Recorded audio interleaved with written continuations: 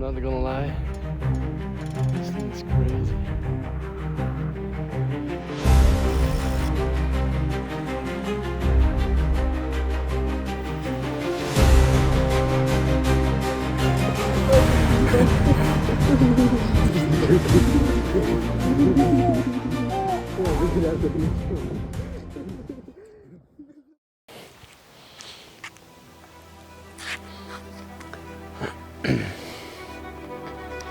So I've been riding for quite some years now, and I've always been intrigued by ultracycling.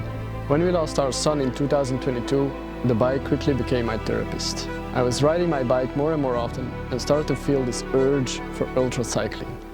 And that is why in 2023 I rode from our home here in Belgium all the way to our home in the south of France, 1,000 kilometers over just 5 days. And in hindsight, I really appreciated the last day in the Alps. I was physically and emotionally drained, but I still kept pushing and breaking through ceilings and realized that the human body and mind is capable of much more than we are expected to believe. And that is exactly why I chose Les 7 Majeurs for my next ultracycling challenge. I've been spending most of my holidays since I was a little kid in the southern French Alps, and the starting point that I chose for Les 7 Majeurs was only a 30-minute ride away from our home there. I already rode 4 of the 7 climbs multiple times, so this one really felt special to me. Nonetheless, I knew this was not going to be easy.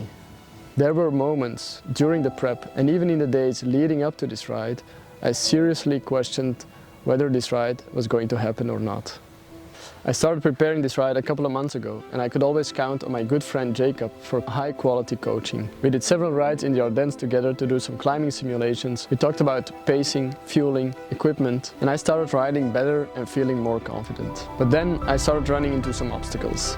My power meter broke, and I had to send my entire pedal to a Kenyan partner to get it fixed, which meant I couldn't use my bike for 2 weeks, just 1 month before the big day. And then I wanted to get my bike fully serviced to eliminate all bad surprises, and that also got me stuck without my bike for a couple of days. Luckily, I had my Grizzle, my gravel bike, so I could continue my training, but it's still a different bike and different geometry. Also, I'm not a professional athlete. I have a full-time job, I have a 2-year-old daughter, I have a pregnant wife, and I've also got water ski training. And that means that I have to balance everything, which shows that preparing for an ultra isn't just about riding your bike. We arrived at our home in the south of France on July 16th, exactly 10 days before the big ride, on Sunday 26th. This gave me enough time to do some training rides at altitude and have a taper week just before. We enjoyed our time with the family. We went water skiing, spent time on the boat and at the lake, went for some easy walks with Sofia being 34 weeks pregnant, and basically had an amazing time. I checked the weather forecast daily and it was not looking good for Sunday. Rain, thunderstorms and colder temperatures. And simultaneously there was a big forest fire right at the end of the route. This led to a difficult decision. Do I push it back a few days and wait for the forest fire to go out? Or do I start a few days early and have a better weather window? Originally I had planned to start at 5 p.m. on Sunday the 26th, but I made the tough decision to start on Thursday the 23rd a few days early. The weather forecast for Thursday to Friday was a lot better, and the official channels stated that the roads would stay open despite the forest fires. So I prepped my bike, prepped my gear and got ready for the biggest ride of my life. So on Thursday afternoon I got in the car with my dad and rode to Guillestre, where I would start cycling 365 kilometers and 11,000 meters of climbing, and I was beyond excited.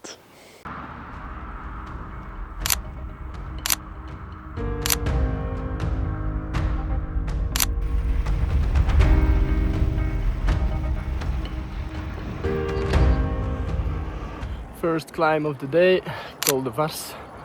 It is almost 7 p.m, almost at the top, about 3.5 kilometers to go. Taking it very slow. My dad is in my wheel. He's joining me for this first col. The views are incredible. Almost at the top. 1 of 7, almost done.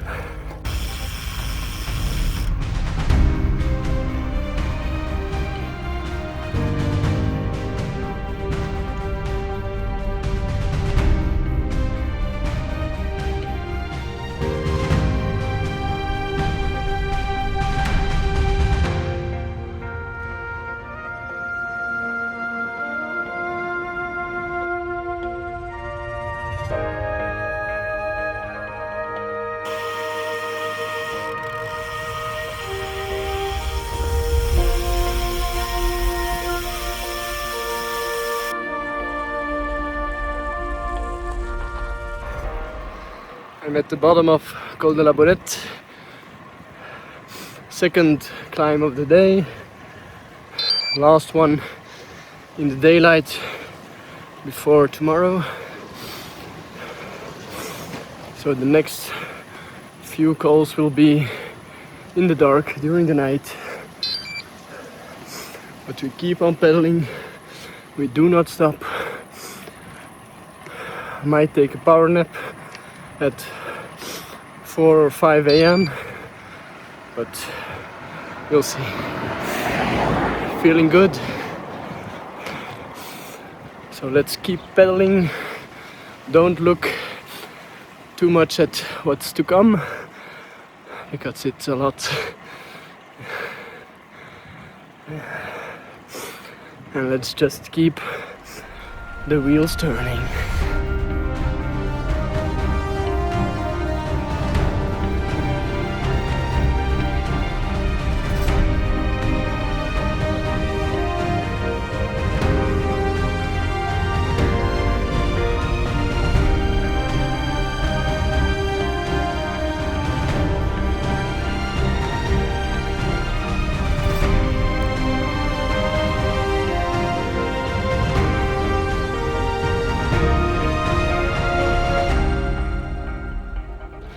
Just over halfway, Col de la Bonette.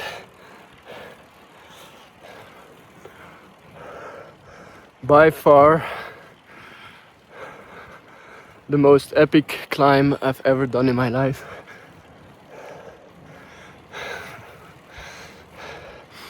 I've done Col de la Bonette more or less 5 times, but this stands out by far. The sunset is unbelievable. Oh, this is just beautiful. 12 kilometers to the top, still a long way to go, and then 5 more of these. So still a very long way to go, but I mean, just taking in the views, enjoying myself.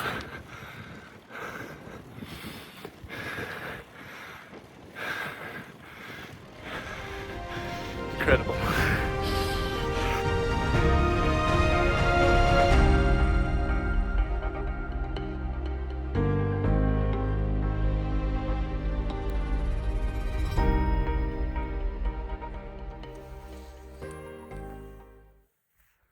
Second climb of the day done. 2 out of 7 in the books. Col de la Bonette. Put on a good jacket. I'm gonna go down now. It's gonna be pretty cold. Still feeling good? Let's go.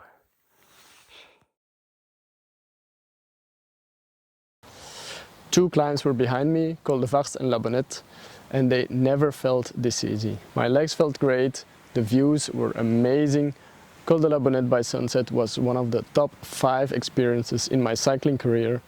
But I would soon realize that this was the last time things felt this easy.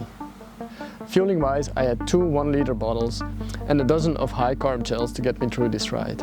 Those bottles would last me about 4 hours, so shortly after Bonette I had to stop to refill. I cycled through Isola by midnight and didn't find any accessible water. I had seen a water source on the map at Isola 2000, so I decided to ride all the way to the ski resort. I arrived in Isola 2000, I rode and walked around for about half an hour in what felt like a ghost town at 1 a.m. and again did not find any water. I realized I was losing too much time and had to keep going. I looked at the map again and found a water source in the next valley, but I still had 5 kilometers to go to the top and then descend all the way down to the valley.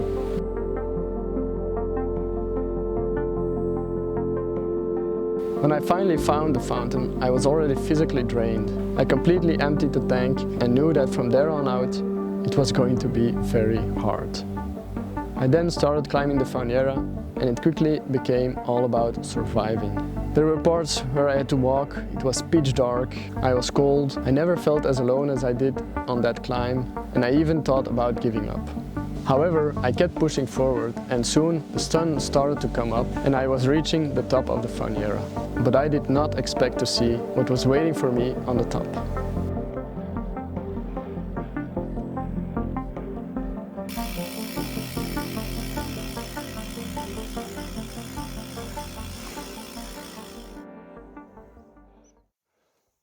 And I'm not gonna lie, this thing is crazy. It's brutal.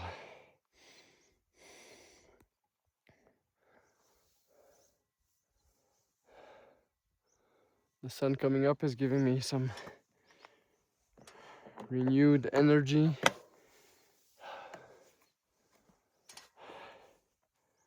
But I've been going for 13 hours almost.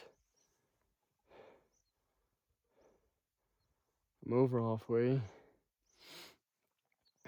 6,000 meters of climbing done. Two more kilometers to the top of the Fauniera. And then it's 3 more climbs to go. Ah. It's crazy beautiful though.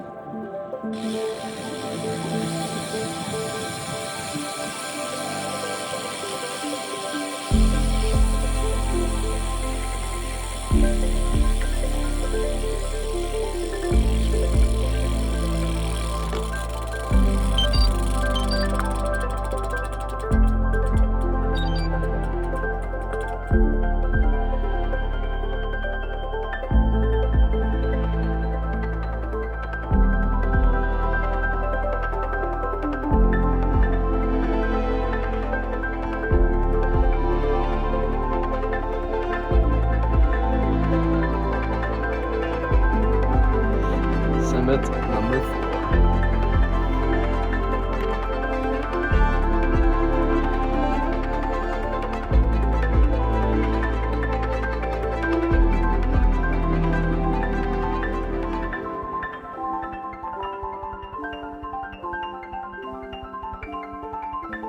Seeing those Alpine ibex on the top of the Fauniera with the impressive backdrop of the Italian Alps was nothing short of magical. It really boosted my morale and gave me back some energy.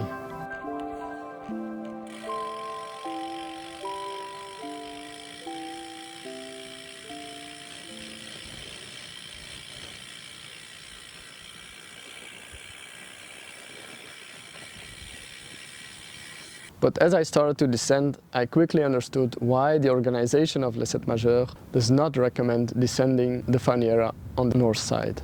It's a super narrow road filled with potholes. It basically is one giant pothole. It's filled with gravel and rocks, which makes it very difficult to descend on a road bike.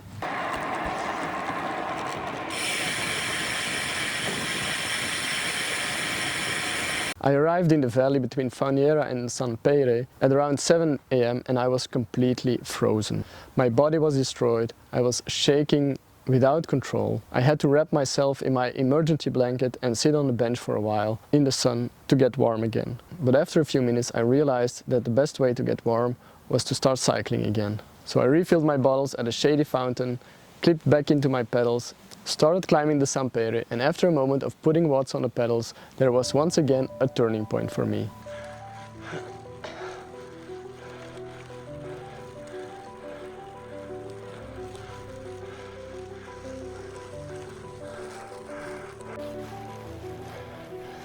We're climbing Col de Sampeyre,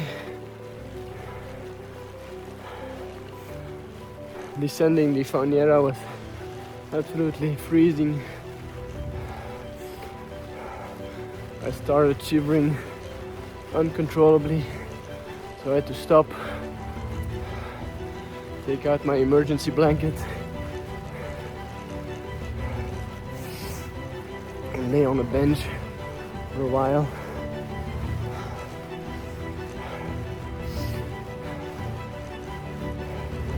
I still have it tucked in my jacket. I was absolutely knackered. Now I seem to have found my legs again. We're climbing at a steady pace. 17 kilometers to go. And that will be number 5. Oof, this is brutal. Let's keep pedaling.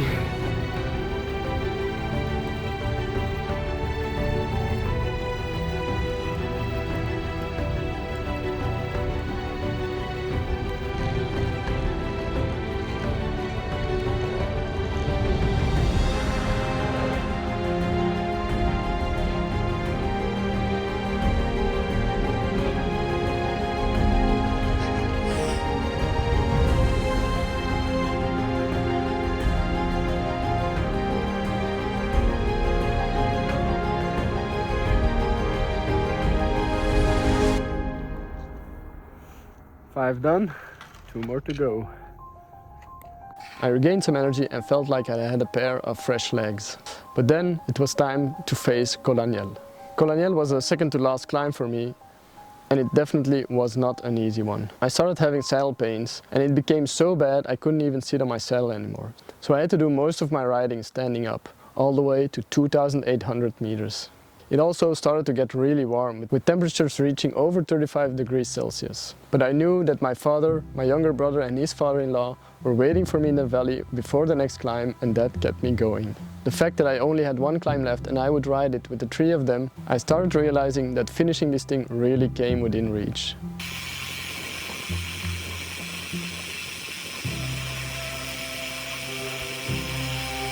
My goal for Les 7 Majeurs was finishing within 24 hours. But after having been without water or carbs for hours during the night, plus the hypothermia in the early morning, I realized sub 24 hours was gone. But somehow that no longer mattered. It was no longer a race against the clock, so I made my peace with it, I kept riding and tried to enjoy what was left of this exceptional experience.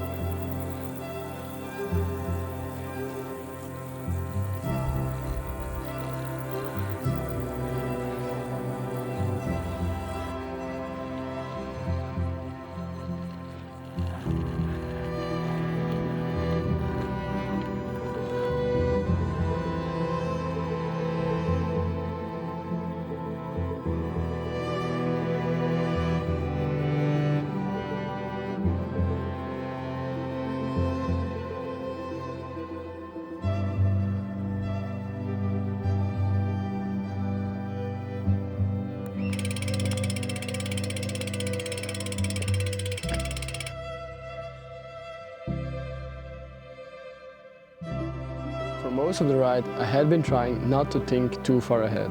Just keep pedaling, get to the next summit, find some water, eat, stay warm, and keep moving. But now, for the first time, I allowed myself to think about the finish. There was just one mountain standing between me and ending the 7 Majeurs, the Col di Vars.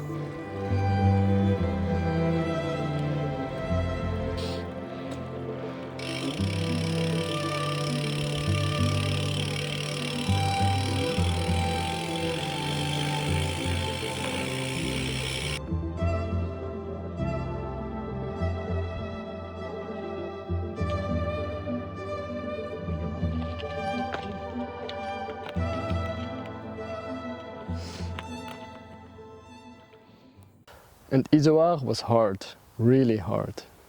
Not necessarily because my legs were fatigued, but by that point sitting on my saddle had become almost unbearable. My saddle pain had gotten so bad that I was constantly finding ways to get off the saddle. So I would stand up, sit down for a few seconds and stand up again and just repeat that cycle over and over again. And after about 300 kilometers and 8,000 meters of climbing, that's not the way you want to climb Col de Vars. But I wasn't alone anymore. My dad, my brother and Bert were there, and mentally that made a huge difference. After spending an entire night alone in the mountains, I finally had people around me again. We talked, we laughed, and somehow, despite everything, I even managed a little celebratory wheelie. Probably not my best one, but at that point I really didn't care. I remember looking down at my Wahoo somewhere on that climb and just stare at the numbers for a while. Over 300 kilometers and almost 10,000 meters of climbing. Those numbers were just absurd. I've done plenty of long rides. I've spent countless hours on the bike. But seeing those numbers on my screen, knowing that they were all from just one ride, it completely blew my mind. And yet, there I was, still pedaling.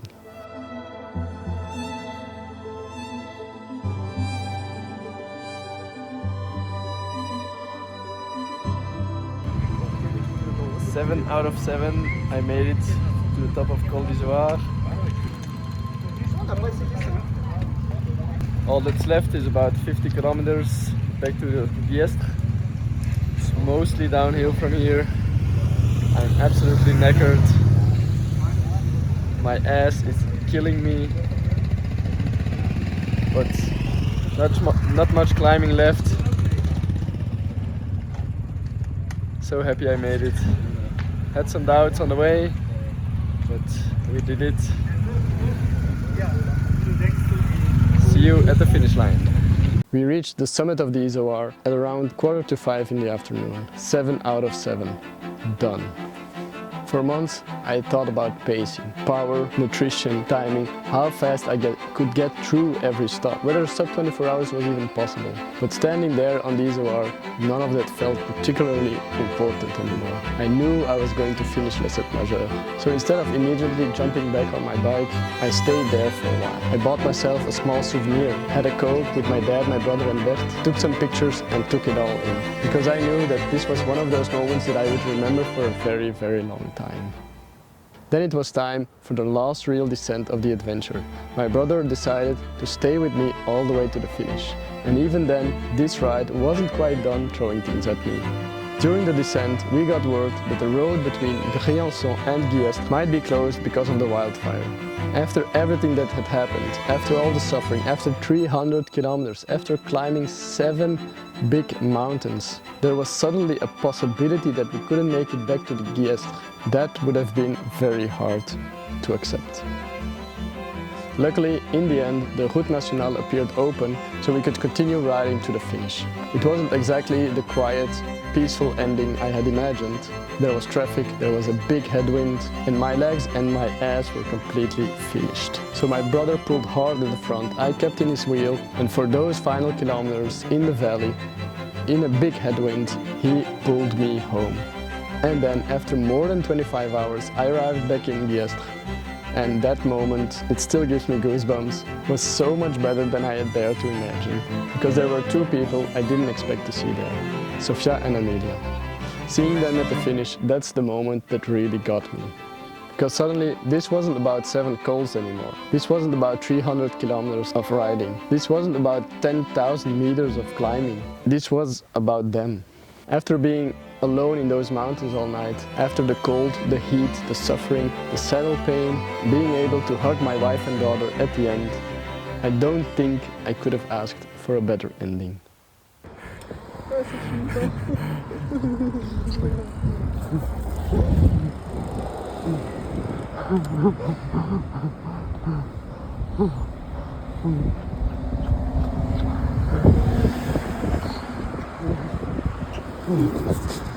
Oké.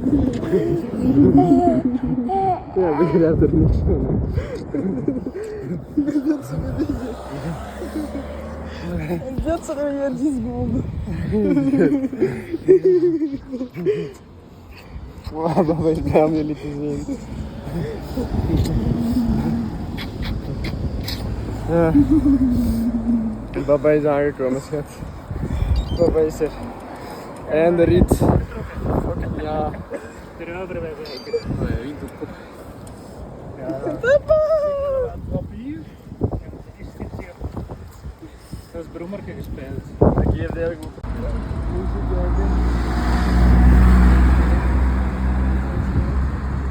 Dat wordt een dikke fietsstuk gemaakt, hè? Dat is een beetje moe nu.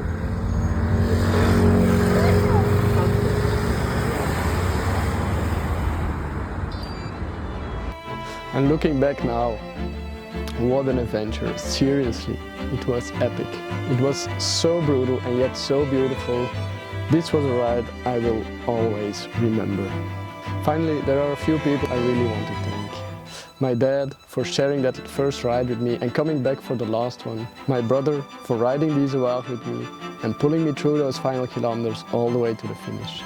And Bert for riding the Vars and keeping morale high. My buddy Jacob deserves a massive thank you as well. He really helped me in the preparation of this ride, not just with a training plan, but with countless conversations, training ride, pacing advice, you name it.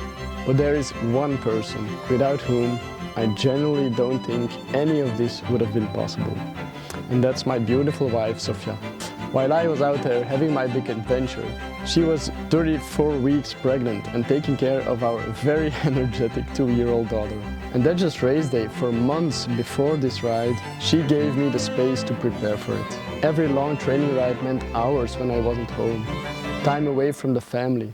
And then there were the endless conversations, the strategies, the doubts, the weather forecast, the bike problems, and the endless thinking out loud about this ridiculous ride. She had to live this thing long before I even started pedaling in Guillestre. I am well aware of the impact this ride has had on her. Her husband was about to spend an entire night alone, riding up and down some of the highest Alpine passes, while there was also a massive wildfire not that far away. I got to worry about one thing and just keep pedaling. She had to stay behind and worry about everything else. So, Sofia, thank you. You are the real champion in this story. Les 7 Majeurs was without a doubt the hardest thing I've ever done on a bike, but it was also one of the most beautiful.